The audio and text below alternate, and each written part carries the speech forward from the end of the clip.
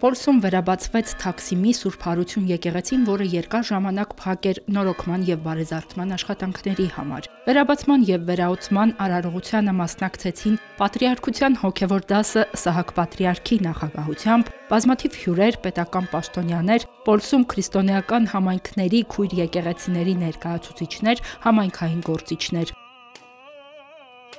Տոնական արարողության սկզբում Սահակ Պատրիարքի գլխավորությամբ եկեղեցականները եկեղեցու մուտքի առջև կատարեցին դռնբացեքի կարգը։ Նավակատիքի աղոթքներից հետո Սահակ Սրբազանը սրբալույս մյուրոնով օծեց եկեղեցու ավագ սեղանը։ Մկրտության ավազանը, բեմը եւ Սուրբ Աստվածածնի մատուռի սեղանը օծվեցին Արամ arczepiskopos Աթեշյանի ձեռամբ։ Թաքսիմի Սուրբ Հարության եկեղեցու հիմքը դրվել է 19-րդ դարի սկզբում։ Եկեղեցին գտնվում է Էսայան դպրոցի այգում։ Կառուցման տարեթիվը ստույգ հայտնի չէ, ենթադրվում է, որ նախ փայտե շինություն է եղել։ 1890 թվականին փլուզման վտանգի պատճառով ժամանակավորապես փակվել է, ապա 1895-ին Մատթեոս Իզմիրլյան պատրիարքի օրոք Հովհաննես եւ Մկրտիչ Եսային եղբայրները տեղում Աղյուսաշեն եկեղեցի են կառուցել։ Այդ ընթացքում Եսային եղբայրները կառուցել են նաև Էսայան դպրոցը, որը գործում է մինչև այժմ։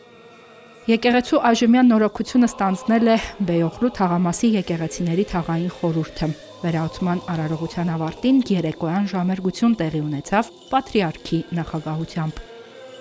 Նավակատիքի հաջորդ օրը նորաոց եկեղեցում Պատրիարք հայրը Անդրանիկ Պատարագը մատուցեց։ Ներկաներին ուղված քարոզում Սահակ Պատրիարքը դրվատանքով անդրադարձավ երջանկահիշատակ Եսայան եղբայրներին, որոնց մեծ վաստակի շնորհիվ Պոլսում արդեն 130 տարի գործում են Սուրբ Հարություն եկեղեցին եւ Եսայան վարժարանը։ Համայնքին ծառայող երկու հաստատությունն էլ կառուցելու համար եղբայրներն իրենց կարողությունից են մաս հանել եւ իրենց հետքն են թողել Պոլսի հայոց համայնքի պատմության մեջ։ Պատարագից հետո հոգեհանգստյան կարգ կատարվեց հանգուցյալ Եսայան եղբայրների եկեղեցու ճարտարապետ Հովհաննես Ազնավուրյանի, այստեղ ծառայած հոգևորականների, վարժարանների տնօրենների, ուսուցիչների, աշխատակիցների, սաների, բարերարների եւ հավատացյալների հիշատակին։